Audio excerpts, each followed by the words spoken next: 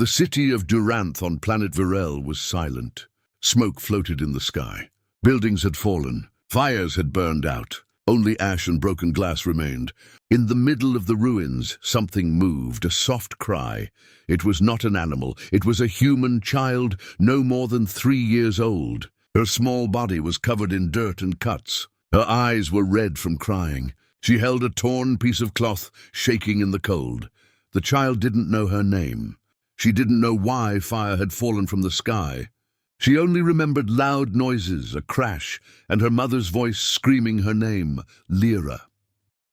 The Karnai find. The Karnai were a peaceful race. They had long arms, blue skin, and glowing eyes. During the Galactic War, they stayed neutral. They never picked sides. They only wanted peace, but peace did not protect them from falling ships. A Karnai scouting team, led by a female named Zarika, walked through the ruined city, searching for survivors or lost tech. That's when they heard it, the child's cry. Zarika froze. "Is that human?" she whispered. One of her guards nodded. "It is." Zarika approached the sound carefully. Behind a broken transport unit, she saw her. The child, dirty, scared, alone. "She's just a baby," Zarika said. "She won't survive the night." A dangerous decision. They took her back to the Karnai camp. The other leaders were not happy. "She is human," said Elder Kor, slamming his staff. "They started the war. The council banned them. Keeping her is death." "But she's innocent," Zarika replied. "She's just a child." "She didn't start the war." The council debated all night. Some wanted to send her to the Galactic Council. Maybe they'd reward the Karnai. Some wanted to leave her in the wild.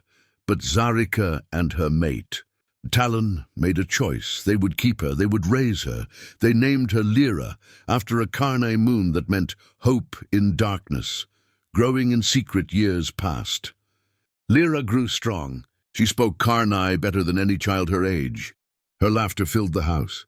She helped in the garden, played with animals, and called Zarika mother.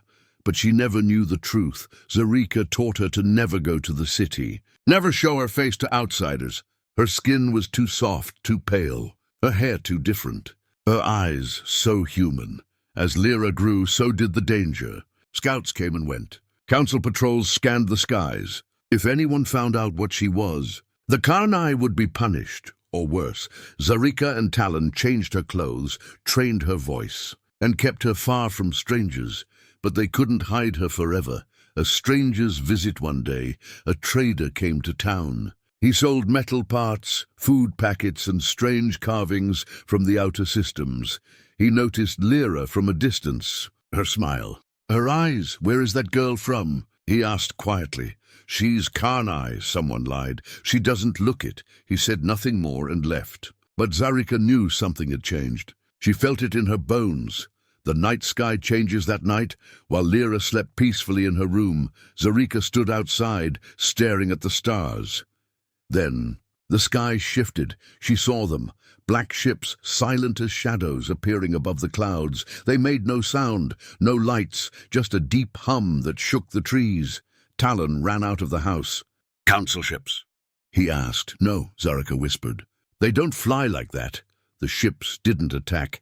They didn't speak, but a message suddenly appeared on every screen, every comm tower, every power station across the planet. "We know you protected her. We are not your enemy. We are the ghost fleet of Earth, fear and fire."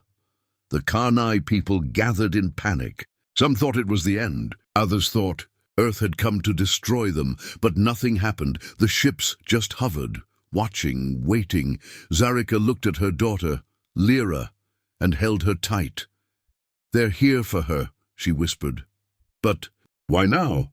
Talon asked. "Because they found her," Zarika said, "after all these years. Earth is not dead. It's been watching." In the distance, the trader who saw Lyra stood at the edge of a cliff, staring at the ships. He pulled out a small device and sent a signal. The signal read, "Target confirmed. The child is alive, and somewhere deep in Council space." Alarms began to ring. Above the skies of Virel, the black ships remained still. They didn't move. They didn't fire. They simply hovered, like shadows, refusing to disappear. People across the planet watched in fear. Some thought Earth had come to take revenge. Others whispered the old stories.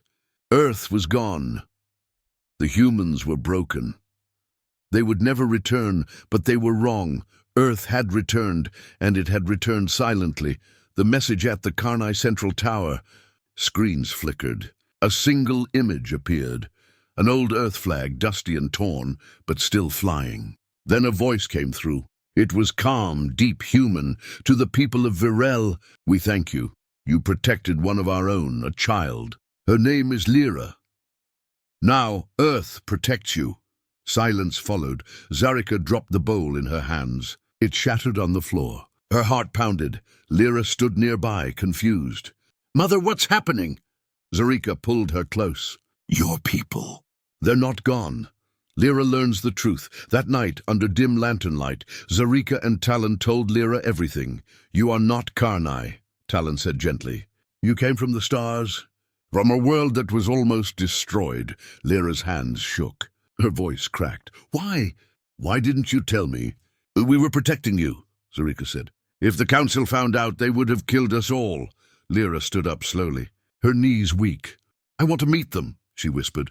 I want to see Earth. The arrival, the next morning, a small black shuttle descended from the largest ship above. It landed outside the Karnai capital, stirring wind and dust. A group of humans stepped out, dressed in black armor. Their faces were calm, their eyes sharp. They looked like ghosts, but not weak. They were strong, focused. Leading them was a tall man with a scar running across his chin. I am Commander Elias Varn, Ghost Fleet, Unit Alpha, he said. Zarika and Talon bowed respectfully. Behind them, Lyra stepped forward slowly. Elias looked at her, she looked back. Something in his eyes softened. He took off his helmet and bent one knee. Lyra of Earth, he said. We've come for you. A promise. Lyra stared at him. Why now? She asked. We searched for years, Elias said. When Earth fell, we thought all children were lost. But a signal was found, a trace. We followed it across systems, Zarika interrupted. She is not just your child. She is ours. Elias nodded. We know. That is why we came to protect, not to take. He stepped forward and handed Zarika a glowing silver coin. Earth owes you a debt, he said, and we pay our debts in full. The council responds far away, in the heart of council space. The trader who had seen Lyra stood before a massive alien throne. The council high speaker leaned forward, furious. You confirmed the child lives? Yes, the trader said. And Earth is there, the speaker hissed. We ended their kind. We destroyed their cities. Why are they here? Because someone saved one of their own. The room went silent. Then came the order. Send the fleet to Virel. This ends now. Ghost Fleet's warning above Virel. Ghost Fleet ships began to move. They spread into formation, shielding the planet's surface. Their AI systems scanned space constantly. Inside the command center, Elias sent a new message across the galaxy. To the Galactic Council, you failed to erase us. You failed to break us. You left behind one child. Now we shield her people. With our lives, Lyra stood beside him. She was no longer just a scared girl. She was the reason Earth had returned. Planet under protection, over the next 3 days, Earth tech arrived on Virel. Defense towers were built in minutes. Shield domes covered key cities. Medical bots helped the sick. Farming drones improved food systems. Karnai citizens watched in awe. Children pointed at the sky, smiling. For the first time, they felt safe. Zarika watched it all with quiet pride. We were once farmers, she said to Talon. Now we are under the protection of warriors, but peace never stays long. On the 4th night, deep in the jungle outskirts, a hidden device beeped. It was buried under roots. Its red light blinked once, then twice, then sent a silent signal. Far away in Council war space, a fleet commander received the alert. He turned to his soldiers and smiled coldly. Prepare the strike. Earth thinks it can protect them. Let's see how long they last. In the dark corners of the galaxy, inside a floating fortress made of glass and bone, the Galactic Council gathered in anger. Holograms of black Earth ships floated above the central table. The High Speaker's eyes glowed with fury. This is impossible. They had crushed Earth decades ago, burned its cities, blocked its signals, silenced its leaders. Now Earth had returned, stronger, faster, and hiding behind shadows. But the worst crime, the Karnai had protected a human child, and now that child stood beside Earth's most feared soldiers, a vote of war. The Council was made up of 12 powerful alien races. None of them trusted each other, but all of them feared one thing, the return of humans. They were broken, one councillor hissed. Now they stand like they never fell. They infected the Karnai, another shouted. That peaceful race now holds Earth's war machines. The High Speaker raised his hand. There will be no more talk. There will be war. The vote passed. 12-0, fleet orders were sent instantly. Warning from the stars back on Virel, Earth's ghost fleet picked up the message. Council destroyers en route. Arrival in 72 hours. Inside the command room, Commander Elias Varn looked calm, but his eyes were sharp. He turned to Lyra, who now wore a black uniform with Earth's crest on her shoulder. "They're coming," he said. Lyra nodded. "Let them." Zarika and Talon stood nearby, worried. "We didn't want this," Zarika whispered. "I know," Elias said. "But you must understand, this was never just about a child. The Galaxy Watch's news spread fast. Alien races across the stars tuned in to the conflict. Some feared what Earth might do. Others whispered hope. Maybe the humans hadn't given up. A small planet called Jeroen sent a private message to Earth. We, too, once helped a human escape. We are afraid. What should we do?" Ilyas replied with 3 words. "Stand behind us." Earth makes its stand with the clock ticking. Earth reinforced Virel. 200 Ghost Fleet ships formed a barrier around the planet. Shield generators powered up across all Karnai cities. AI turrets linked to orbit. Civilian ships were hidden in underground vaults. Lyra was moved to a secure base, protected by Earth's elite guards, but she refused to hide. "I'm not just a child anymore," she said. "If this is my fault, I will stand with my family." The Council attacks. Exactly 72 hours later, the skies tore open. A massive Council war fleet emerged from hyperspace. Thousands of ships. Cannons ready. Fighters swarming. The lead Council commander sent a message: "Surrender the child. Leave the Karnai, or be erased." Elias responded with one sentence: "Touch this planet, and we answer with everything. No more words." The battle began. Fire in the sky's lasers lit up the dark. Explosions painted the stars. Ghost Fleet ships moved like shadows, quick, silent, deadly. They used tech the Council had never seen. Their shields bent physics. Their weapons cut through armor like paper. Still, the Council kept pushing. Thousands died in minutes. Lyra watched from the base command screen. Her fists clenched. "This is because of me," she said. "No," Elias said. "This is because they never believed Earth would rise again." The unexpected allies suddenly, out of nowhere. Ships jumped in, not Earth, not Council. It was the planet Jeroen, their small fleet flying Earth's colors. "We stand with the Karnai," their captain declared. "You are not alone." Then another planet joined, then another. Within an hour, 7 alien races had joined Earth's side. The Council wasn't just facing humans anymore. They were facing the betrayed, twist ending the Council commander gave one last order: "Fire the planet killer." A massive beam weapon powered up on the Council's dreadnought. Aimed at Virel, the energy gathered. Elias shouted, "Lyra, get to cover." But Lyra stepped forward instead. She grabbed the mic and sent a message, not in anger, but with truth. "You destroyed my world. You hunted my people. But someone showed me kindness. And for that kindness, you will never harm them again." As she spoke, Earth's secret weapon activated, a mirror shield made from ancient human tech. The beam fired. The shield caught it and reflected it back. The Council's superweapon destroyed its own command ship. The skies fell silent. The Council's fleet was burning. What was meant to be a clean sweep, a warning shot to remind the galaxy that Earth was still weak, had turned into a disaster. The planet killer beam had failed. Their own weapon had destroyed their command ship. Earth's mirror shield had turned their power against them. For the first time in decades, the Galactic Council tasted fear. But Earth was not done. This time, Earth would strike first. Silence before fire on Virel, the skies had returned to peace, but only for a moment. Ghost Fleet ships hovered like silent sentinels. Wreckage floated above the planet, twisted metal, broken wings and shattered pride. In the command room, Lyra stood beside Commander Elias, watching the reports come in. "They're retreating," the officer said. "No," Elias replied. "They're regrouping." Lyra turned toward the screen. "Then let's hit them before they come back." The New Order Earth's response was swift. The Ghost Fleet didn't just defend anymore. They launched a counteroffensive across multiple systems.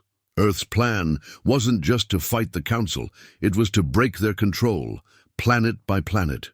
Using new warp drives, Earth ships jumped to Council supply routes, satellite bases and hidden weapons factories.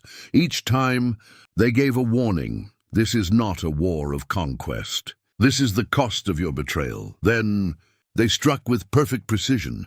The fire on Solari Base, the Council's largest outpost, Solari Base, was located on a lava moon. It was where they built warships and trained their best soldiers. At Zoro-3's galactic time, Earth's Ghost Fleet arrived. No radio signal, no threat. Just black ships in the dark sky. The base commander panicked. "Activate defenses." Too late. Earth's silent bombers dropped nanoswarm charges. Within 90 seconds, the base's defense towers melted. Training fields exploded. Ships were shredded mid-launch. By the time the smoke cleared, Solari Base was nothing but glowing rubble. One message was left behind. For Virel. For Lyra, the message that shook the galaxy. Lyra, now a symbol across the stars, appeared on public channels. She was calm, brave. Her voice reached billions. "I am not a weapon. I am not a hero. I am just a girl who was saved. And now Earth fights to protect those who protected me. We don't want to rule the galaxy. We want to make sure no kindness is ever punished again." The message went viral. Planets that had stayed quiet began to whisper. Some even began to resist the Council. The Karnai fight back on Virel. Something unexpected happened. The Karnai, once peaceful farmers and builders, asked Earth for weapons. "We will not sit back while others fight for us," said Zarika. The Karnai military was reborn overnight. Earth trained their fighters, shared AI suits, gave them defensive drones, installed shield stations in every town. The Karnai's transformation was fast and frightening. They were no longer silent. They were Earth's allies now. The betrayer. Within but war reveals more than courage. It also reveals secrets. A spy was found inside one of Earth's forward bases. He wasn't Council, he was Karnai. Captured during a raid, the traitor was questioned. "Why betray us?" Lyra asked, hurt. The spy lowered his head. Not all Karnai agreed with helping humans. Some still fear them. Some were paid to fear. Elias ordered his team to investigate deeper. If there were more traitors, Earth needed to find them before the Council did. The turning point, the Council, now desperate, hired mercenaries from a brutal race. The Thrallons, known for burning planets for payment. They were promised riches to break through Earth's defenses and capture Lyra. Alive, the Thrallons attacked a small Earth medical base on a neutral moon, but Earth had learned from its past. Before the first shot was fired, hidden auto-turrets activated. Defense drones rose from the ground. The entire area turned into a trap. None of the Thrallons made it back. The moon stayed quiet, but the message was clear. Earth was not forgiving. Earth was not weak. Earth was prepared. Back on Virel, Lyra stood on a hill overlooking her adopted village. Children played under the protection of new Earth shields. Farmers planted seeds using new machines. Karnai and humans walked side by side. Peace, at last. But then alarms rang. Commander Elias ran into the control room. Council ships spotted. Not many, but their flagship is leading. They're coming again? Lyra asked. No, Elias said, eyes cold. This time, they're coming for you.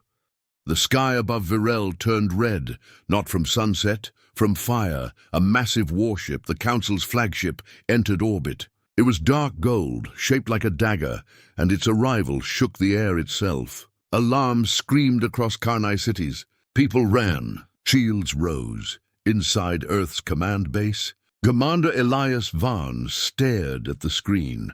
They're not here for war, he said. They're here for Lyra. The target Lyra stood at the window, watching the dark ship in the sky. It didn't fire. It didn't move. It just waited. They're sending a message, Elias said. They want you to feel fear.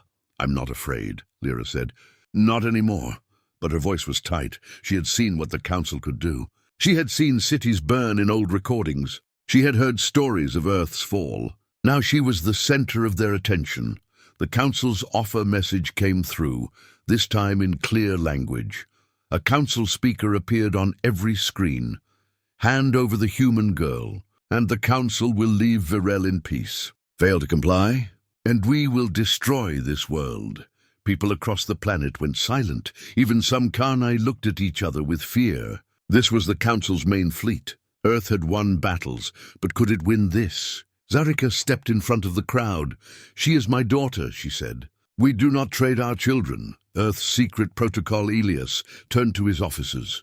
Activate Guardian Protocol. One of them blinked. Sir, are you sure? Elias nodded. The Council made their choice. Now we make ours. A signal was sent within seconds. Earth's deep fleets, ships hidden in black holes, asteroid belts, and dead zones, came alive. New ships jumped into orbit, bigger, stronger, silent. But they were not alone. The forgotten colonies return. Across the stars, old human colonies, thought lost or broken, sent their own fleets. One by one they joined Earth's flag. The Red Dawn colony from the Iron Ring, the Solus engineers from the Outer Belt, the Shadow Fleet from the Andromeda Drift, all had one message. We heard Earth had returned. We heard about Lyra. One child was saved. That is enough for us. Activate the Guardian Protocol. The shield expands Earth's Guardian Protocol was not just a plan. It was a promise written after Earth's fall. If any race protects a human child, Earth will protect them forever now. That promise became real. Every city on Virel was wrapped in new shields, thick, layered, glowing blue. Drones patrolled every street. Orbital lasers locked onto the Council's flagship. AI defenses scanned every movement. The Karnai were no longer villagers. They were under Earth's shield. Lyra speaks to the stars from inside the command base. Lyra sent her own message. She stood in front of the camera, not as a soldier, not as a weapon, but as a voice of the future. You asked for me. You wanted to erase me. But I am not alone. I am the child you forgot. And now Earth remembers. Every kindness, every betrayal. This planet is not just my home. It is part of Earth now. The Council's mistake. The Council gave no reply. Instead, they launched an attack. Fighters roared toward Virel. Plasma cannons charged. Missiles locked, but Earth was ready. Orbital lasers fired from hidden satellites. Ghost Fleet interceptors broke the enemy lines. AI drones cut through the Council's best soldiers. In less than 10 minutes, the Council's second fleet was gone. Their flagship took damage and tried to flee, but Earth's deep fleet followed. Elias gave the order. Don't destroy it. Let it run. Let them carry the message home. Fear spreads across the galaxy. Battle made headlines across the stars. Planets that once stayed quiet began to speak. Races that once feared the Council began to resist. On one peaceful moon, a young alien child pointed at the screen and asked, "Who is she?" Their mother smiled. That's Lyra, the child who brought Earth back. Twist ending back in the Karnai village, peace returned. Birds flew. Children played. The skies were clear again, but Lyra could not rest. That night, as she stood on a balcony, a strange signal reached her comlink. It was old, very old. Not from Earth, not from the Council. It was from a third party. A voice crackled through. "We know who you are. We've been watching. The Council was only the first threat. The real war is coming, and we will test Earth's promise." Lyra stared at the stars. Something bigger was out there, something worse. But she did not flinch. "Let them come," she whispered. "Earth is ready." The stars were no longer quiet. Across the galaxy, systems blinked red. Silent threats were moving. Signals came from ancient corners, places untouched for 1,000 years. Deep inside Earth's command ship, Lyra sat in silence. The message kept repeating, "We've been watching. The Council was just the first. The real test is coming." She turned to Commander Elias. "What do we do now?" He looked her in the eye. "We prepare. Earth rises again. But this time, we do it with allies. The flame that lit a fire. What started with one small child. One act of kindness. One Karnai family had become a wildfire across the galaxy. Planets began tearing down Council flags. Races once silent raised their voices. Peaceful worlds requested Earth's protection. And Earth said yes, but not as rulers. Earth came back as guardians. Where once humanity was broken and forgotten, now it was seen as a shield. The alliance is born inside the Karnai capital. Leaders from multiple alien races gathered. They formed a new alliance, not ruled by Earth, but protected by it, the Guardian Pact. Any species who shows kindness to humans becomes part of it. All members defend each other. No planet stands alone. Lyra, once a forgotten baby, now sat at the center of the Council table, not as a leader, not as a queen, but as proof of the galaxy's new path, preparing for the unknown. Though the Council was broken, its shadow still lingered. Worse, the unknown signal, the one Lyra had heard, was growing stronger. Earth's deep intelligence units traced the source. It wasn't from any known race. Elias showed Lyra the results. "We believe it's from something. Older than the Council, possibly ancient. Enemy?" Lyra asked. "Definitely," Elias said. "They stayed hidden while the galaxy tore itself apart. Now they're ready to rise. But so are we," Lyra said. "Karnai transformed. Thanks to Earth, Karnai cities now glowed with new technology. Anti-orbital turrets on mountain ranges. Underground bunkers for civilians. Education systems linked with Earth AI. Spaceports built with help from Solus engineers. But the most important upgrade. Unity Karnai no longer feared the stars. They looked up with hope. Zarika, Lyra's mother, now helped lead the new Planetary Defense Council. From a quiet home to a world stage role, her only wish was for peace to last. The trial fleet, then it came. From beyond mapped space, a small fleet arrived, strange ships, organic-looking, no markings, no broadcast. Silent and fast, they attacked Yulari, a peaceful member of the Guardian Pact. Earth responded immediately. Elias ordered Ghost Fleet to intercept. The battle was brutal. These new enemies didn't speak. They melted hulls with energy beams. They infected systems with viruses. They moved like shadows and struck like fire, but Earth fought back with new weapons, new allies, and unshakable resolve. Lyra takes command for the first time. Lyra took command of a real battle. Elias gave her the lead. "You're not just a symbol anymore. You're a fighter. Lead them." Lyra's ship, the Dawnfire, led the charge into enemy lines. She used everything she'd learned: patience from the Karnai, strategy from Earth, courage from her journey. They won, but barely. The enemy fled, but left a message carved into one of Earth's ships. "This is only the beginning." Final message. Lyra stood before the new United Council. She wore no crown, only her Earth badge, and the Karnai necklace Zarika gave her. "We were once alone, one child, one family. But that child lit a fire that spread across worlds. They tried to crush us. They tried to break Earth, but we came back, not to rule, but to shield. This galaxy is still full of danger, but now we are not afraid, because we stand together." Twist ending, sequel hook. As the speech ended, a lone drone floated near the edge of space, recording everything. It sent the data to a location far beyond Council reach. Inside a dark chamber, Tall, shadowed figures reviewed the footage. One turned to the others and whispered, "They think they've won. Let them believe it. But when the real gods return, even Earth's shield will shatter, and in the darkness—" Eyes opened, many eyes watching Earth, waiting.